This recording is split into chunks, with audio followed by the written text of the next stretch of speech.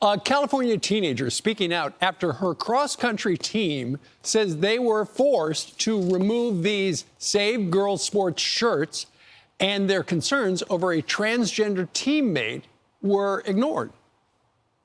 I have been around the females and just my team in general who have felt almost silenced to speak out about it because the whole LGBTQ is shoved down our throats. And going into locker room and seeing males in there, I don't find that safe. It's not okay. I'm a 16-year-old girl. There's girls around me where we do not feel safe having boys in our environment. That is Rylee Morrow, and she joins us right now live, screen left, with her attorney, Julianne Fleischer. Ladies, good morning to you. Thanks for joining us from California. Good morning. Good morning. Rylee, let's start with you. You were speaking out at your school board meeting because there is a transgender student, a biologically born boy, on your cross-country team. And you just don't feel safe, do you? Yeah. Explain. That is correct.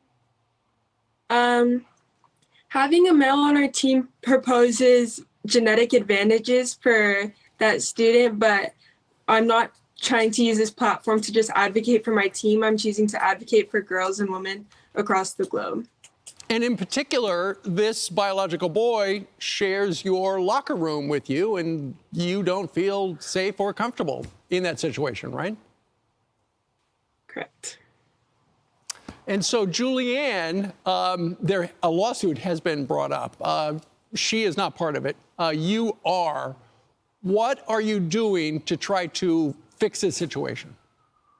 Certainly. So 2 of my clients that are Rylee's teammates on the cross-country team out in Riverside Unified School District, 2 of the girls have brought this lawsuit against their school district based on 2 causes of action. One is a Title IX issue, which resulted from Taylor, who is a junior at the Martin Luther King High School. She was on the varsity top 7, and when this transgender student transferred to the girls' high school, Taylor was removed from the varsity team, and in her place, this biological male was placed on her team. This student did not meet any of the varsity top 7 eligibility requirements. Taylor blew those eligibility requirements out of the park. The one qualifying factor that the athletic director considered when replacing Taylor was this student's time. He is a biological male, and of course, he did run faster than my client Taylor. And so we brought this Title IX cause of action against the school district. And then the other side of this is a free speech cause of action. Following Taylor's displacement on the varsity team, the girls wore shirts that said Save Girls Sports. That's what the front of the shirt said. They wore it to their practice, and the athletic director told them that they needed to hide their shirt or change their shirts because that message, Save Girls Sports, creates a hostile environment. She went on to compare this message to a student wearing a swastika in front of Jewish students. So, Rylee, you're wearing the shirt right there. That's the shirt, right? Yes, it is. When you heard that somebody had compared it to a swastika, wearing that shirt is compared to a swastika, what do you make of that?